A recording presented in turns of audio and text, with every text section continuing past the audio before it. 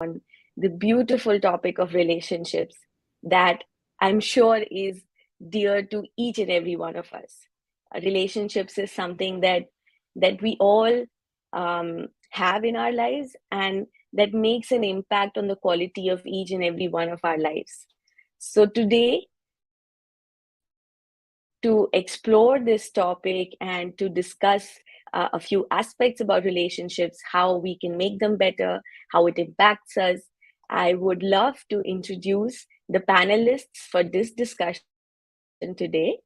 Um, so, first, we have Mr. Hari Thota.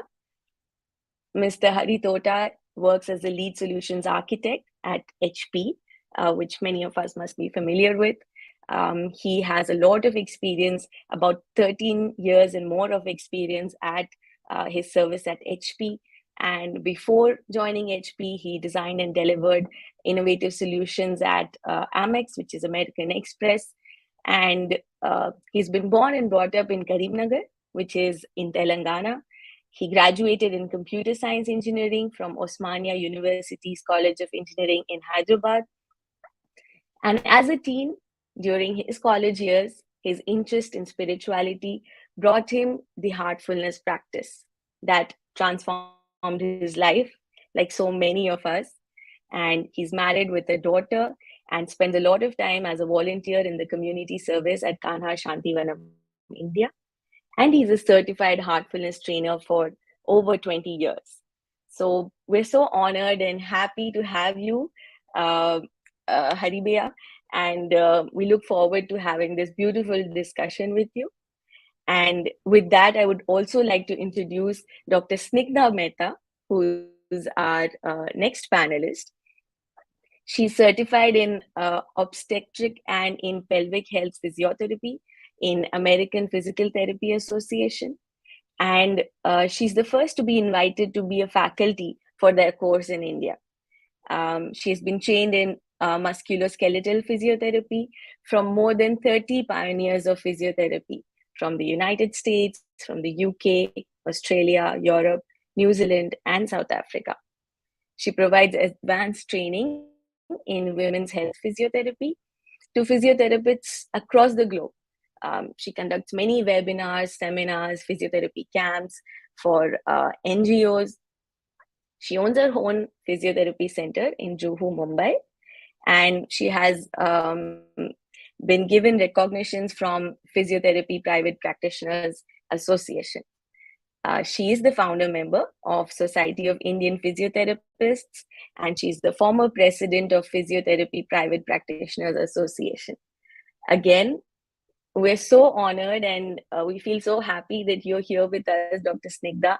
And both of you, Haribaya, Dr. Snigdha, both of you have been associated with the relationships programs that Heartfulness conducts for the youth and for married couples. And just would like to welcome you with a big virtual hug. Thank you for being with us. Do you just want to say hi to everyone before we start with the discussion? Very happy to be here, Shashi. So nice to be with Dr. Snigdha as well on this panel. Looking forward to this. Thank you. Thank you. It's so nice to know you, Haribaya. And Shashi, of course, I have known for some time now through webinars. And thank you. It's an honor to be here today. Yes. I would like to start the discussion with a very short question. Like just one word that comes off the top of your head when you think about relationships. What would that one word be? You Oh, asking me? maybe my Okay. internet wasn't Yeah. good. Yeah. Yes, Okay. maybe you could I would start with say, Dr. Snigdha and then we go to her. yeah. Okay. So I would say respect for each other. Respect would be an important word, I think. That's beautiful. Yes. The word that comes to me is acceptance, accepting each other. Yeah, that's beautiful. Um, Respect and acceptance. And I think if I was to think about it, I'd probably say belongingness. And in our discussions before, for the preparation for this webinar, I think these three words have also been very coming up again and again. And Right. that gives us an insight into how relationships can become more beautiful and what aspects impact the quality of relationships that we have. I think my next question would be that based on your experience and based on your insight on relationships in your personal lives as well, what do you think are some of the strong qualities of a strong and a healthy relationship? Should I answer first? Yes, yeah, maybe we could have Okay, okay, we could have you okay. first and Yeah, Dr. Hari, okay, and okay. Yeah, in I case, just didn't want to barge in. yes, Okay. So, yes, respect, acceptance, all are very important in my experience. And empathy for each other. Trust is another very important thing that I think is so. If you trust your partner, if you have empathy for your partner, you accept nobody is perfect in this world. Nobody. And all relationships have their ups and downs. So we have to accept that there are going to be difference of opinion. There's a difference of opinion in mother and daughter, two sisters, brothers. So there's bound to be. Everybody has their own opinion about a certain thing. But to respect others' opinion, to accept that opinion, and to develop a trust. Now, when I say about trust, sometimes when you are in a new relationship, you are scared to tell things about yourself that that you don't know how much the other person would you become vulnerable, you become an open book, and that sometimes scares you, and you don't want to reveal everything. So but over a period of time, you have to learn to slowly know each other, and the relationship slowly grows as we go about. So nice. It's yes. beautiful. Beautiful. So nice. Would you like Um, to add to that? yeah, I was thinking, it's like, Haripriya? yeah, it's superbly put, Dr. Snigdha. Yeah, it's wonderful. To keep it interesting, right? So, when I was working at American Express, we would talk. Like, I was not married then yet, so I knew a few people around, and one guy was telling, say, Hari, one of the things that work well, of course, all these things are good, right? As you're in the relationship, some things come up, right? So sometimes having a good sense of humor helps, right? So just simple laugh, and even sometimes laughing at our own self when you goof up and things like that, really, exposes our vulnerabilities, and then makes it easy for the other person to accept. Like, very simple thing. At the time, it did not occur to me, but when you are with your significant other, simple things that you laugh at will make a difference, right? So whatever that is. So other than these fundamental questions of how we need to develop a relationship, of course, all this mutual trust, mutual respect, accepting each other, becoming really vulnerable is important. But simple things like this also make it easy, right? So if you're always like this stiff, and we have to love each other and we are stiff, and it doesn't help, right? So there are lots of things that we build ourselves around, and then we'll keep it really tough, right? So the expectations from the mother-in-law or a father-in-law or society and self and others, the spirituality that you follow, the spiritual rules and all those things, also sometimes, like, make you constricted sometimes. Simple things will really help too. So those are the things that I was just thinking about. Yeah. Yeah, I completely relate with both of our panelists. I understand that empathy is important, and it's important to trust each other, because if it is an intimate relationship between two partners, of course, unless we trust each other, there's always going to be insecurities and it could lead to complications. And yes, keeping things light and not taking things too seriously, and being grim all the time wouldn't help, of course. So a sense of humor and having that joy is as important as the other aspects. So I was thinking that even in your experiences, you might have felt that in your lives, that over a period of time, our perception of relationships changes.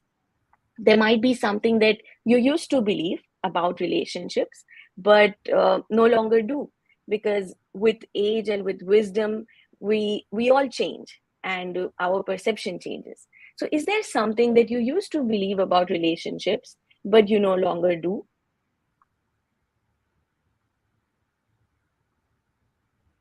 Dr. Snigdha, you're on mute. Sorry. Oh, Yes, now we can hear you.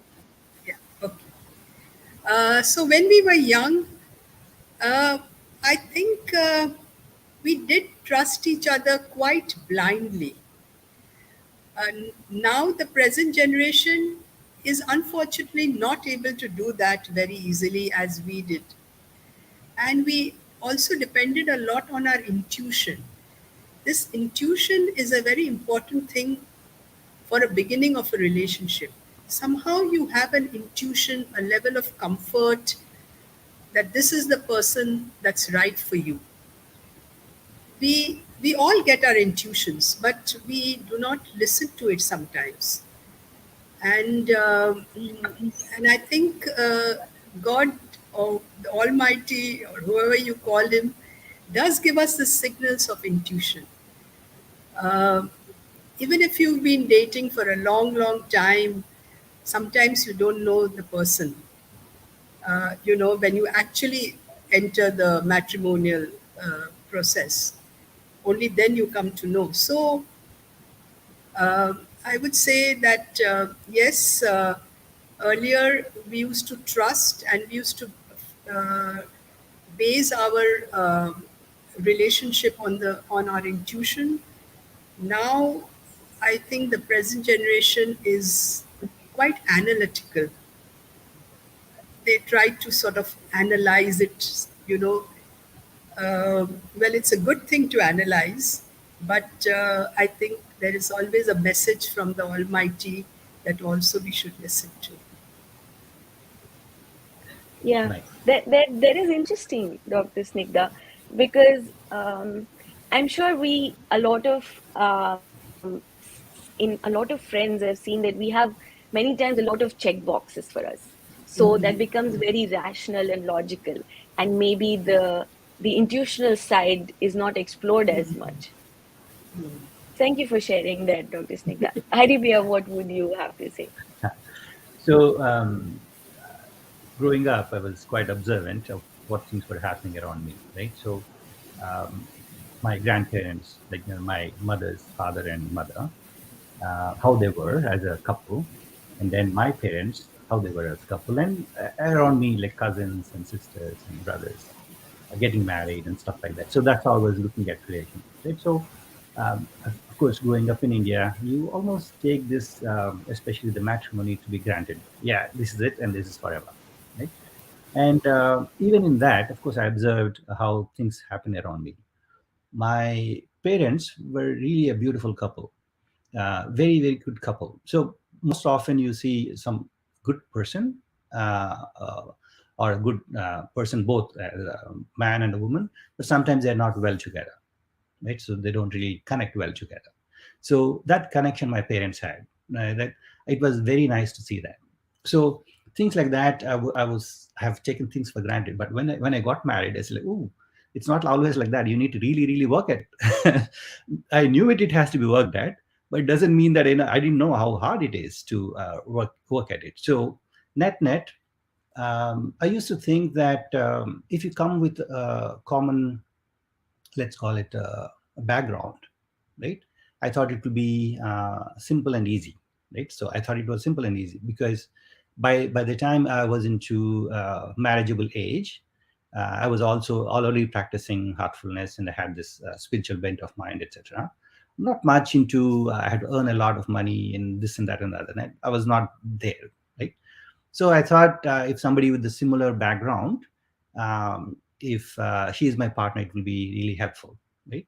I thought it will be easy, but it's not always easy. You know why I'm saying this is, no matter how I've seen things around me, when does a relationship work and when does it not, right?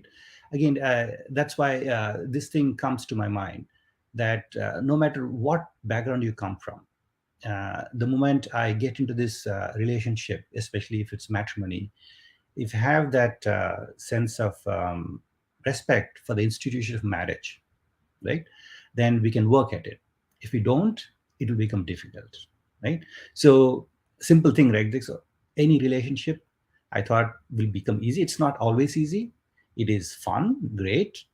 You start with joy, it will be wonderful, but it has to be worked at. So that's how I changed over I mean, immediately I understood.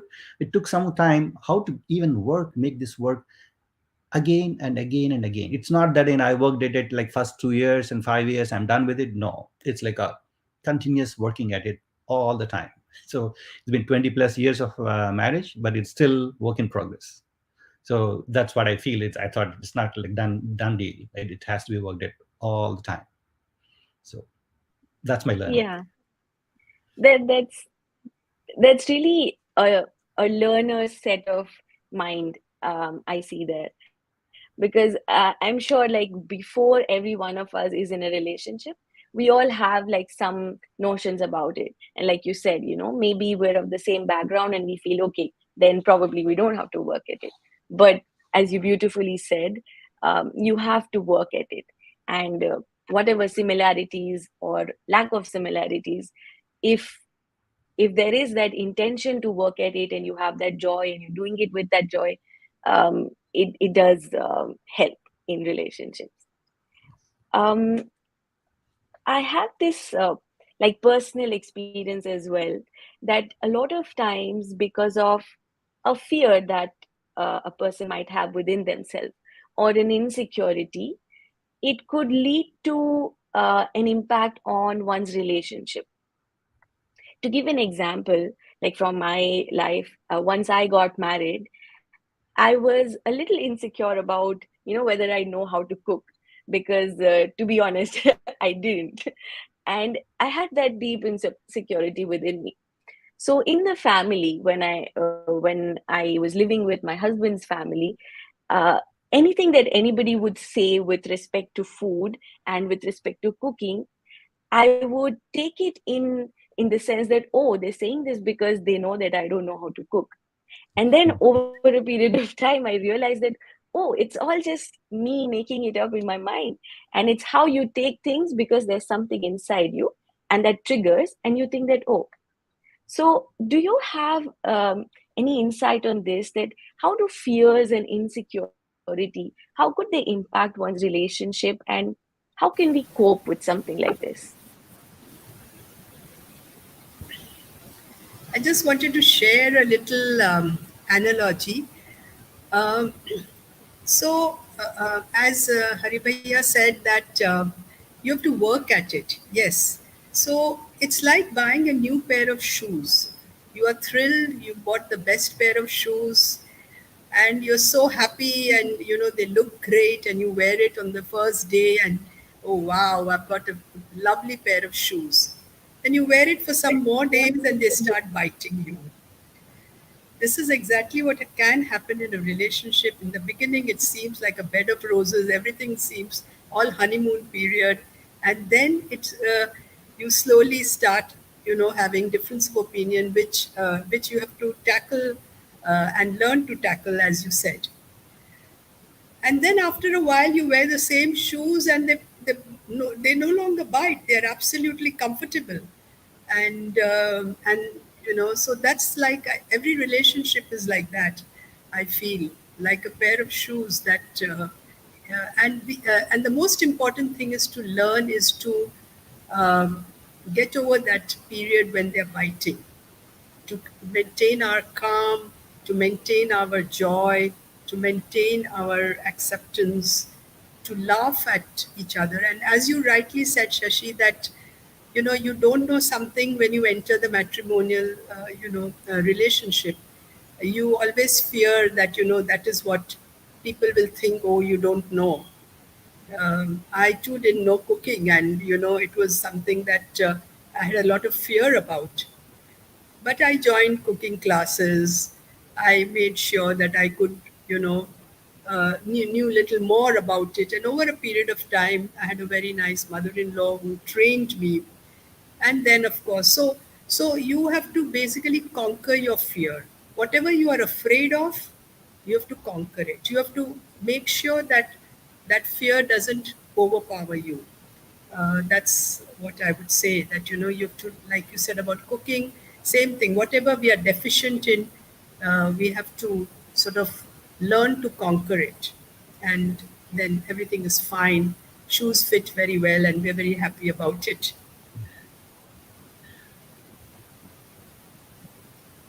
That's beautifully said, Dr. Snigdha. Interrupted you. A good question, actually, the fears and insecurities. So anything, anytime, right? So in a relationship, it's two, sometimes more than two, right? So we impact each other all the time. So when there is something positive, we impact each other. When there is not so positive, like all these fears and insecurities and so on, they also impact us, right? So it's not just me; it impacts everybody around us. So in a relationship that we are looking at as of two, we do have to face them. And this is where it goes back to what you said, Dr. Snigdha, first, right? So the trust that you have each other will help us overcome these fears and insecurities also, right? So that support and that trust and respect that we have for each other will get there. And interestingly, because of I have to say this, that the aspect of the heartfulness practice, especially of cleaning, really helps in overcome certain fears and these insecurities. And it happens very naturally, at least to a certain extent. To me, as simple as this, I used to have a fear of water, right? um, to get into, because I got into a well, sometimes almost nearly drowned. It created fear in me. And then once I started practicing meditation when I was in teens, etc., it took few years, but one day I just felt that I should just change it. And then I sat for cleaning, and then I just removed the fear of water. I could just even get into the water. Even I could not even get into the water that 3 feet deep to put my head down. I used to be afraid, right? Then I removed that fear from me. I don't know how magically it just left. And then I could just swim very simply from here to there, like a frog going from one wall to the other wall, right? So, but it looks very insignificant for a person when I say this, but a person who's going through the fear and overcoming that is a huge, huge relief, right? So, like that, simple techniques that can be followed in heartfulness can remove even these fears and insecurities. Number one. Number two, of course, is when we have begun that relationship with that mutual trust and respect, will help each other, because I know I have some certain fears and insecurities, and so does my partner, right? So then if we have that, it will become easy, or it become for other person to accept you as you are, and so on. And then you work it out. And these are the exactly things that we work out, that we work out our deficiencies, fears and insecurities with other one's help, right? So yeah, they do, and that's how we cope with it.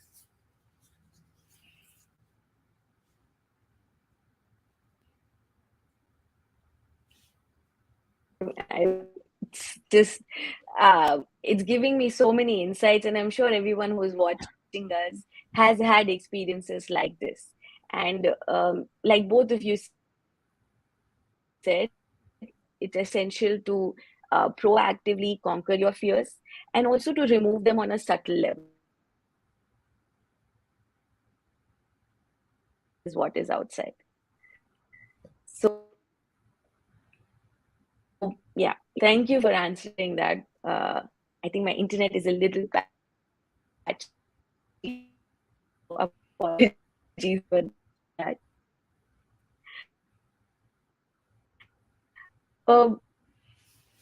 Because we're talking about fears and insecurities and how we are also evolving, because even as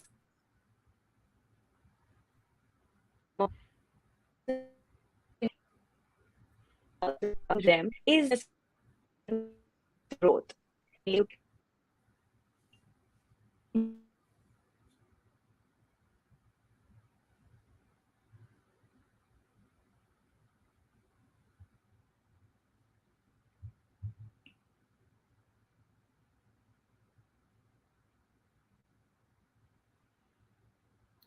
Looks like we have internet issues with Shashi.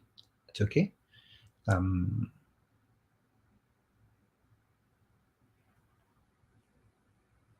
yeah, I think the question is how does my self growth connect to the intimate relationships I am or will be in? Would you want to go, Dr. Snigdha? Right. Yes, so though we are in a relationship with each other and we do have acceptance, respect, empathy, everything for each other, but it's also very important for each individual to grow. And when I say grow, it is in multiple directions. It could be spiritually, it could be emotionally, it could be in your career. So, growth is all about that. And the most important part is that the spouse should be able to support that growth. And I think that leads to an excellent relationship. We support each other in every way. As I said, spiritual, for example, my husband is much more spiritual than I am. He reads a lot more spiritual literature. So I just follow him. He suggests books and I read them. And so we have to just support each other. And then we start enjoying the relationship, and it's a wonderful experience to enjoy a relationship with somebody and to talk about your inner thoughts. So I think supporting each other uh, in growth, like my husband would support me in my career, in my emotional, and as I said, spiritual growth. So I think that is very, very important to support each other.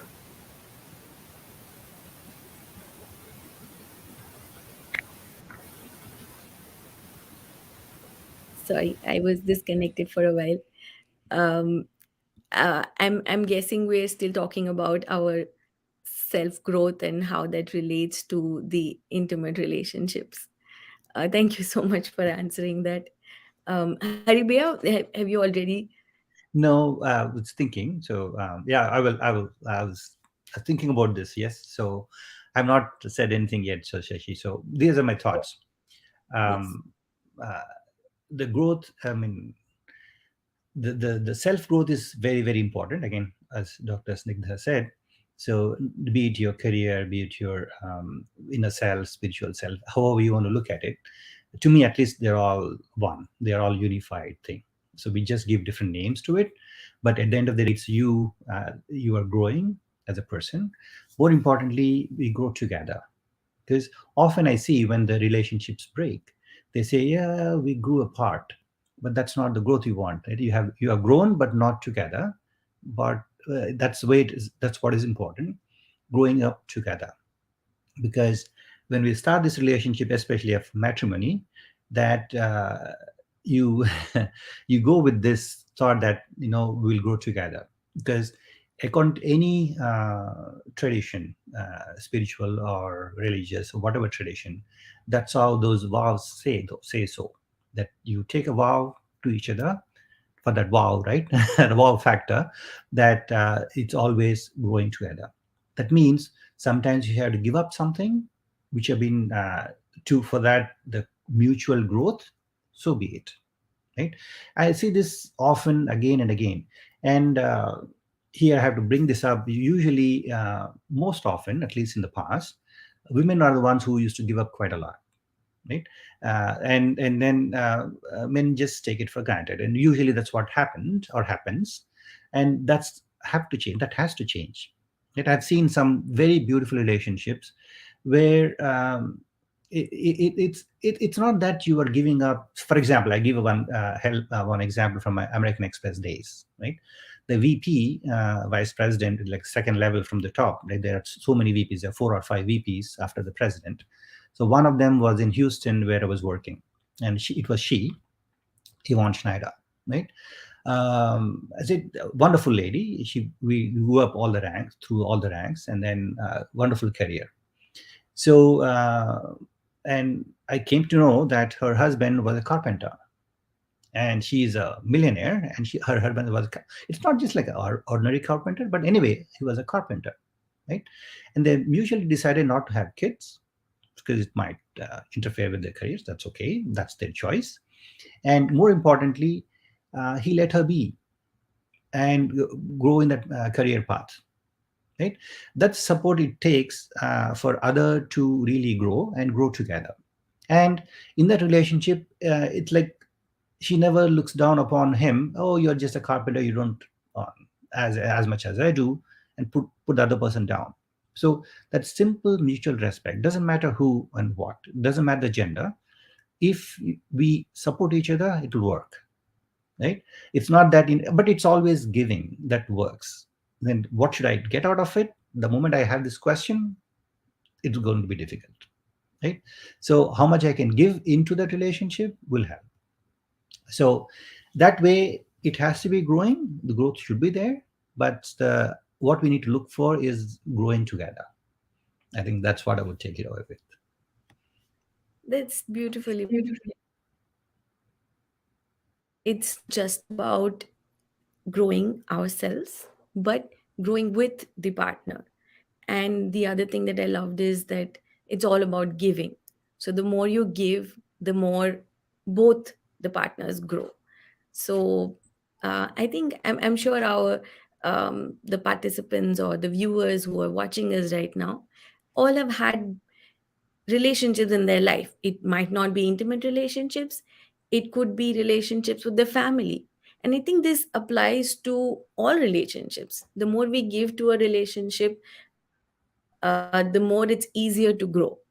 And you don't look at just your own growth, because that wouldn't make sense in the bigger picture, because it's you're living together, you're spending your life together. So it makes much more sense if there is joy in both lives and it's a combined life together.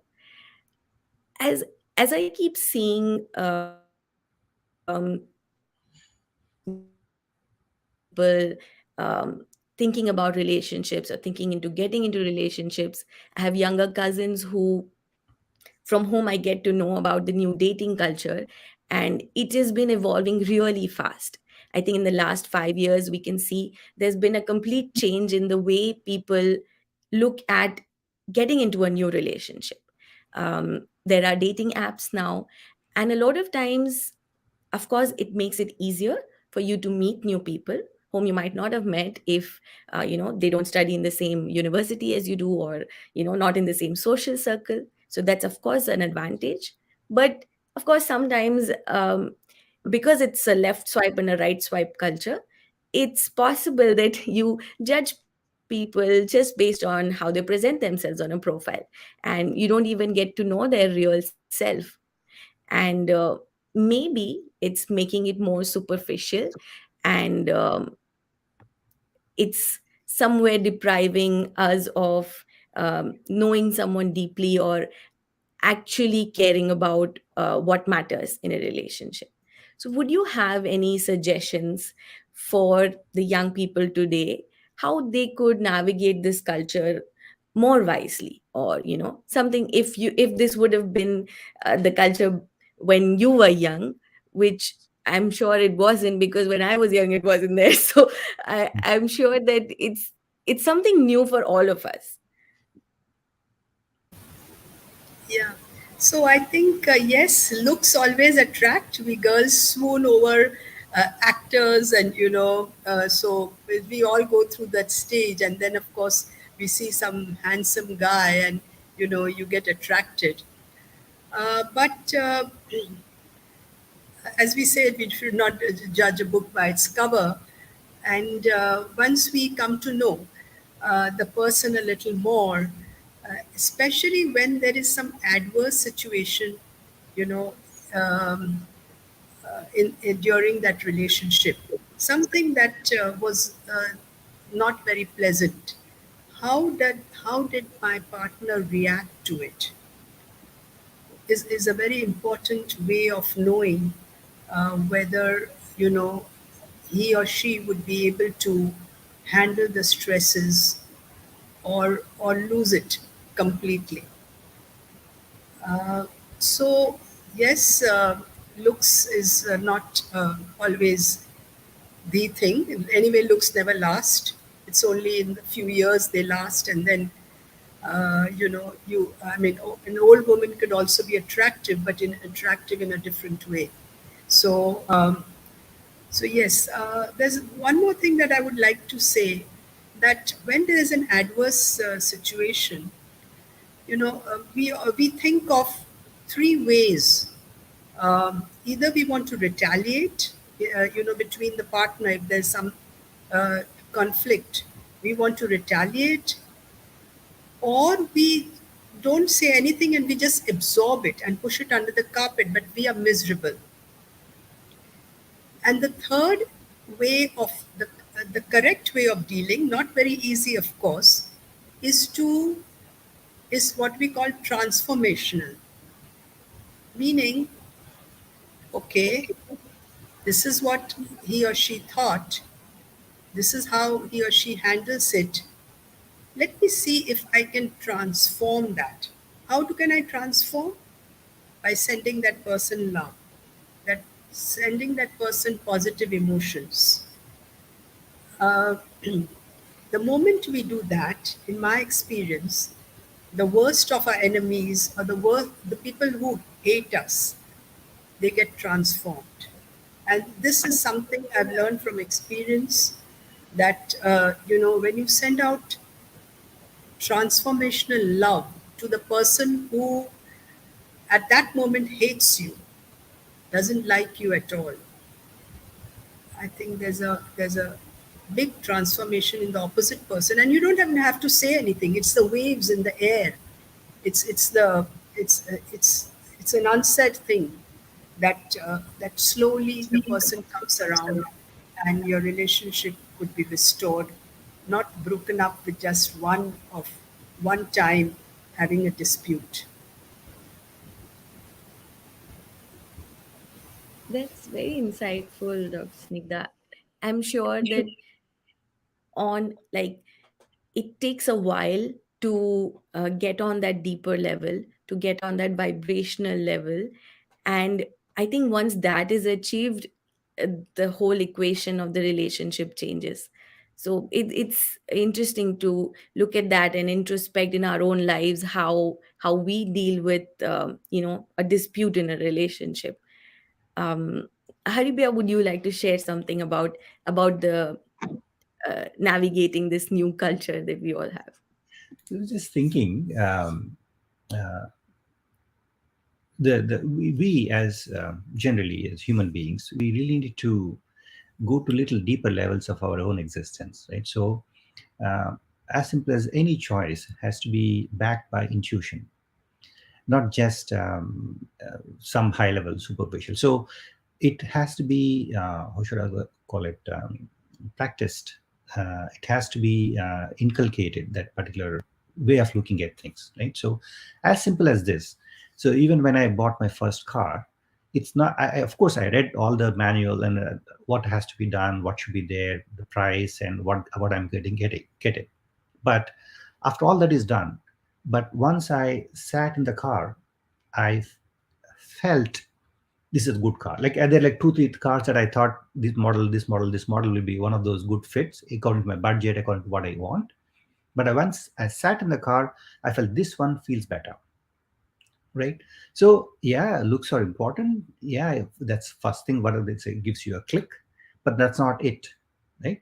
So once you get to that second level of even looking at things, you'll even know, said, yeah, this works for me or not. Again, not just one thing that doesn't work doesn't make you wrong, but going with that feeling, this one is it, and then trust that feeling and then go with it, right? So it has to be inculcated and it has to be cultivated, right? So uh, the young people, especially when I say we how to teach this generation for love, said it is there.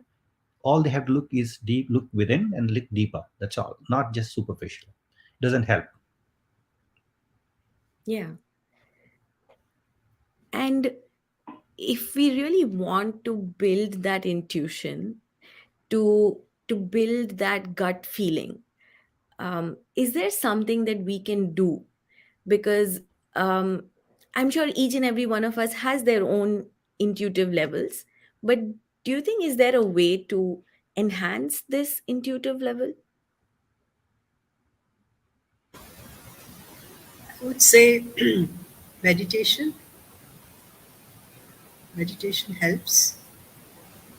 Sometimes you aren't not able to solve a problem, or you think and you keep thinking whether I should do it like this.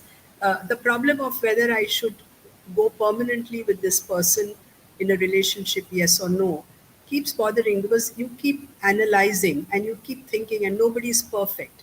So am I taking the right decision, yes or no, is always going on.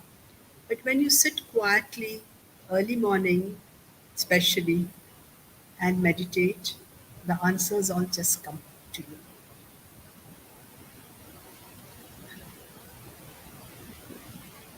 Yeah, beautiful. I don't have any other way to say it. That's it. I would say the same.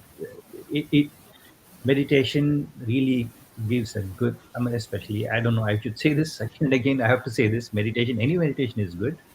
Heartfulness meditation connects the mind and the heart.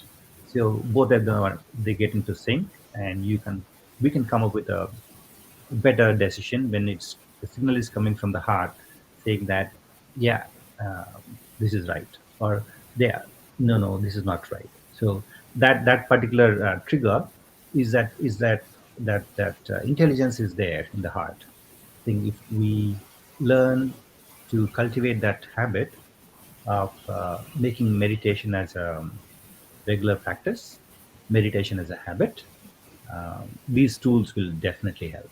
Not just in relationships or this way. In every aspect of our life, it does help. I would definitely recommend all the young people to meditate regularly and sincerely. That's what I told my daughter. So my daughter is like 15-year-old now. I told her when now she started meditation. So I told her like when she was 13 or 14 that mama and I we meditate, but doesn't mean that you have to meditate. So whenever you feel that you are ready, you can meditate. Not now. I'm not asking you now. I just told her this. When you meditate, you'll get a better signal from your own heart in making right decisions. Not just now, all throughout your life. Right? Of course, we may make mistakes, but that's okay. But also, you can course correct much easier when you have a meditative mind, and that where you get a good signal from your heart. Yeah, this is right, and this is not right. So, for that, you meditate. Don't think about God and all those things. That's boring, perhaps, for kids, right? So, but when we meditate, we can get a clear direction of where we need to head towards. So, That's a very practical suggestion, I would say, because I mean, if you say why you want to meditate, to get a good signal from your heart. And uh, I'm sure many of us who are watching us might have seen Bollywood movies and Hindi movies, and even in Hollywood movies, I guess, where we have this phrase. dil ki suno, yeah, dil mein pyar, that the word dil is almost there everywhere. And listening to the heart is easier said than done, because there is so much clutter and noise from the head, which sometimes might just not allow you to listen to your heart. So something practical like meditation over a period of time helps us to fine tune the heart and to be able to listen to it. So I completely resonate with that. And with that, I would like to come May, to, may I add something yeah, there? So, of Shashi, course, so yes, this yes. is also important. Like Dil Ki Suno is important, but in the name of Dil, right, so heart, people make mistakes in the sense that why I'm saying this is because the way I look at his heart is really, really universal, right? Because it's pure. Really speaking, heart is always pure. Because again, why I'm saying this, the real core, the inner heart, call it God or whatever is within your heart. That's what I'm considering as heart, right? So, but the intermediate layers of how you how I call it intermediate layers in the anatomical picture of spiritual anatomy, that you have the mind and the intellect and all these things. When we clutter these with unnecessary things, when it is not clear, we'll not get a correct answer, right? So, having a still mind, a clear intellect, and having that is important to even able to listen to the heart. One is through meditation, we bring our attention inwards, start listening to our heart. But if our mind is cluttered, I won't be able to.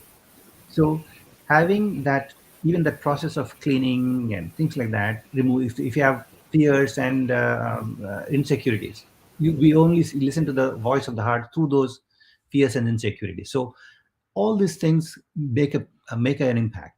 So it should be a complete package, if I want to call it that way, of spirituality, a spiritual approach, a prayerful approach where you remove all these unwanted things, and then listening to the heart will makes much more sense, right? So it's not just meditation itself, right? It's not just the act of meditation.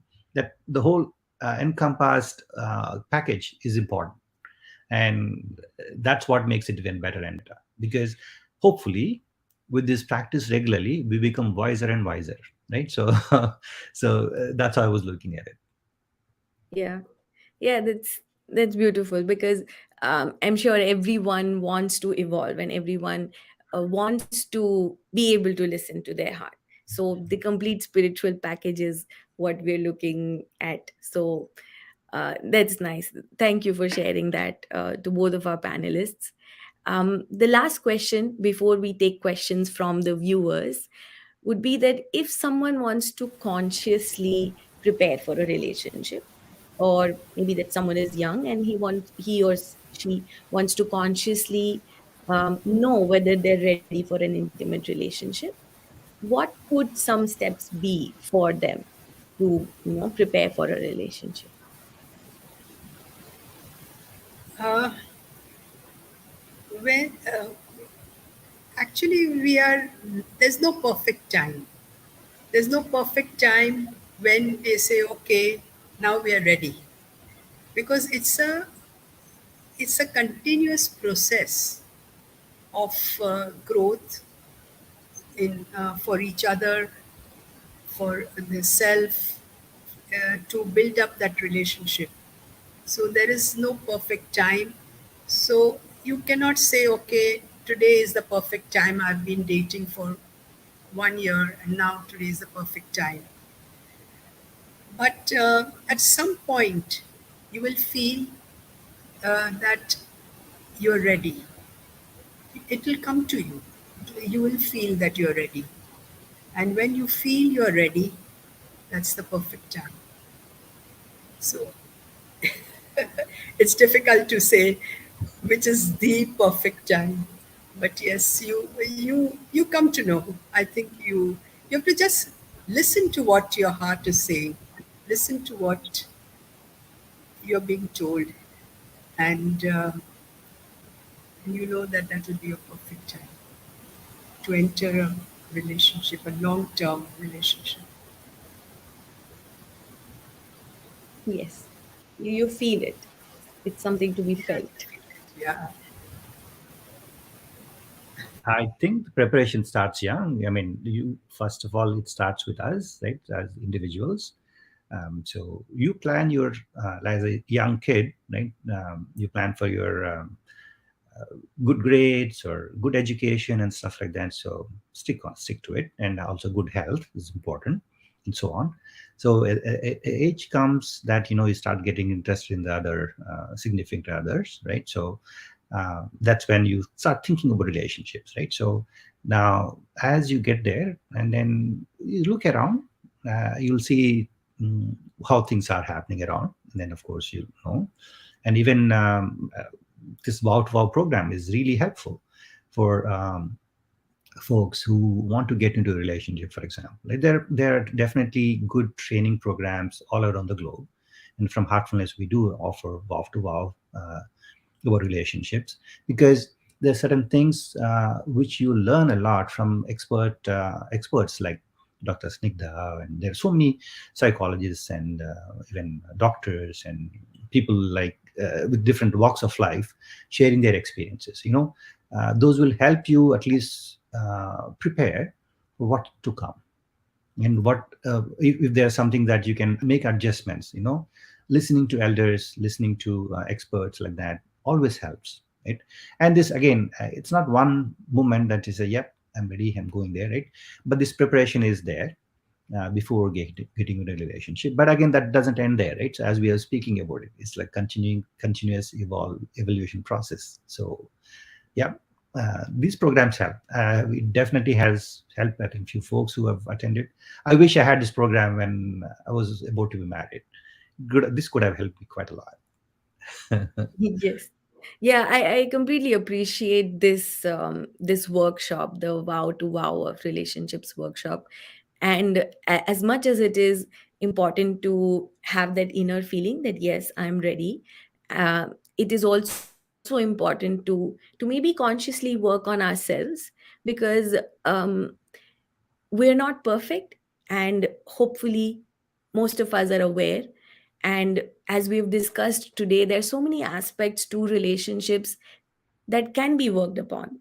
So when I attended the Wow to Wow of Relationships program, the feeling that I got was, oh, there's so many things to to think about, and also to open your mind about, because we have preconceived notions about things.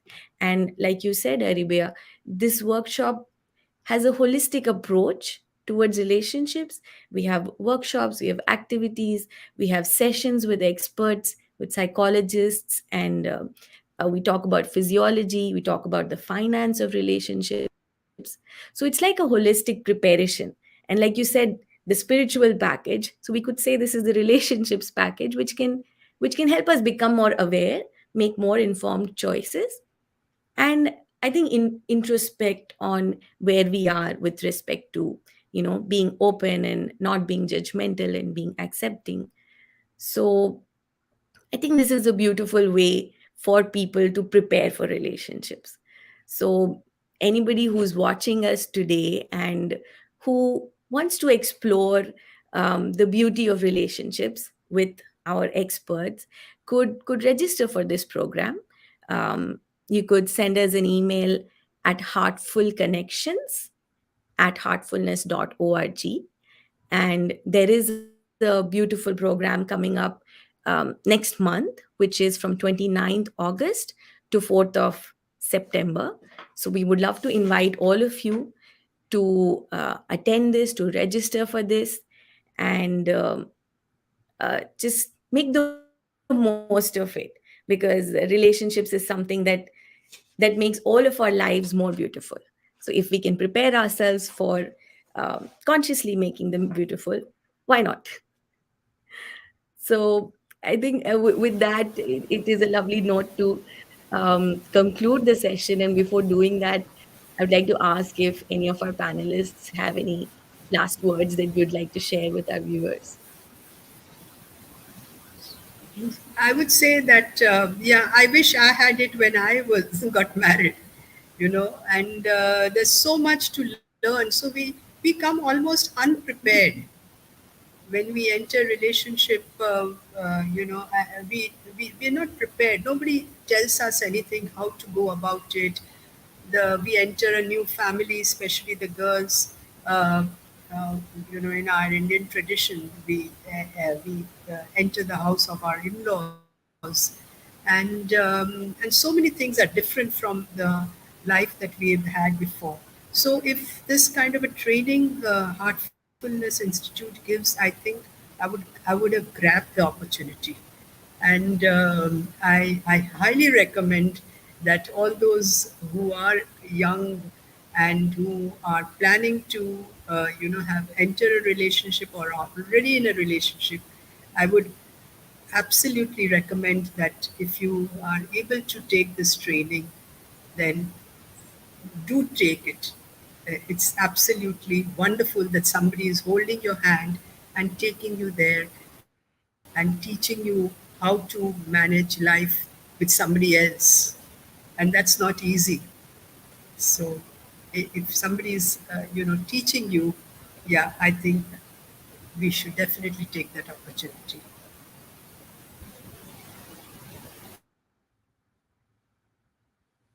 Um, uh, yeah. What else to say? I think we spoke quite a lot. Um, and what I've noticed is you're not alone, right? So the expert advice, expert help, guidance is always there, right around you, right? So you look for the wisdom around you, right? So it doesn't have to be here and there. So it could be a wise grandmother that can give you some wonderful advice. So it's not nothing about how educated or not educated. So be intuitive about your own self, that we should be able to understand where wisdom is.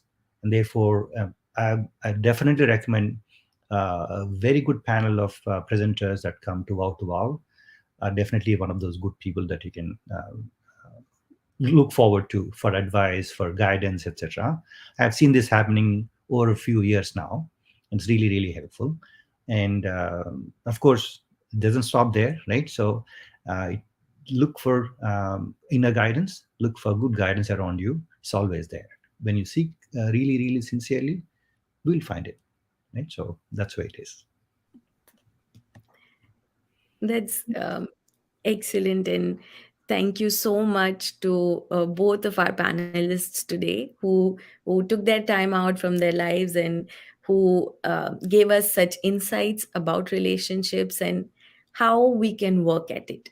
So if we have an intent to have a beautiful relationship, if we can be giving, if we can have that empathy, that respect and trust, and if of course we can attend and register for a program which is intended to help us prepare for relationships, why not?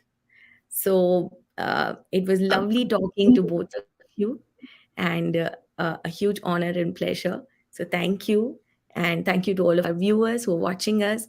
Hope you enjoyed this conversation. Hope it moved something inside you, and hope it inspires you to be more beautiful in your relationships than you already are. So, with that, we'd love to conclude this session and hope all of you have a great rest of the day ahead. Thank you for having us. Thank you. Thank you so much. For anybody who is interested in the workshop, you can have a look at the flyer and register.